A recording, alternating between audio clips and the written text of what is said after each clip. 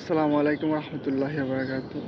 আমরা এই মুহূর্তে আছি এখন তিতাস উপজেলা না হোমনা, বা এটা হোমনা না তিতাস পড়ছে?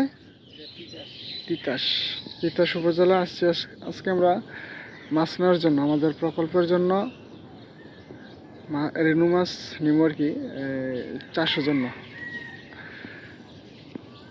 আজকে আমরা সবসময় যে ব্যাপারীর কাছ থেকে মাছ নিই, কিন্তু যেহেতু বিগেট মাছগুলো বারবার ওজন দিলে মাছ অনেক ক্ষতি হওয়ার সম্ভাবনা থাকে, সেই জন্য আমরা আজকে ব্যাপারীর সাথে নিজে চলে আসছি পুকুরে মাছ নেওয়ার জন্য।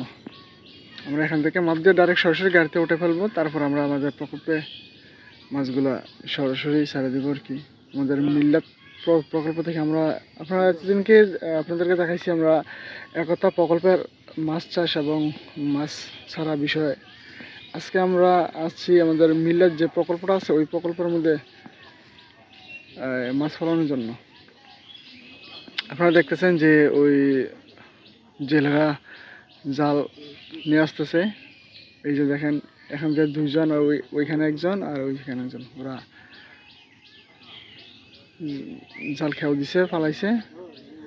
আর আমরা ওইখানে আমাদের গাড়ি আছে, আমাদের 2 ট্যাঙ্কের একটা গাড়ি নিয়ে আসছি। আমাদের টার্গেট দিছে 8 মনের মতো আর কি।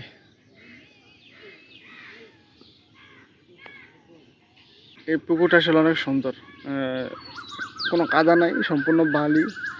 আর তিতাস আমরা যে জায়গার মধ্যে এখন বর্তমানে আসছি মাসের জন্য, ওই জায়গার মধ্যে শুধু বালি আর বালি, মানে ওই সাইডে বালি বেশি আর কি। আর ওখানে দেখেন এই যে কি সুন্দর করে সিঁড়িঘাট দিয়ে রাখছে। এবারে মানুষ মনে হয় বাড়িতে থাকে না, মানে যদি বাড়িতে থাকতো তাহলে সিঁড়িঘাটলা আর সুন্দর থাকতো আর কি। অকিজি হয়ে পড়ে আছে আর কি। তার মানে বোঝা যাচ্ছে এই সিঁড়িঘাটটা দেওয়া হয়েছে, কিন্তু এটা ব্যবহার হয় না তেমন একটা বেশি।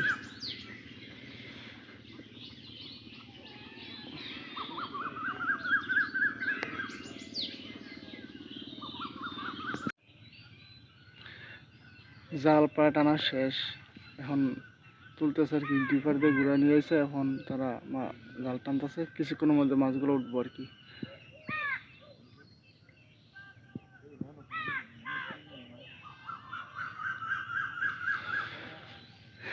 হাঁসগুলো দেখেন জালের ভিতরে পড়ে গেছে, খুব টেনশন আছে আসলে কিভাবে বের হইব।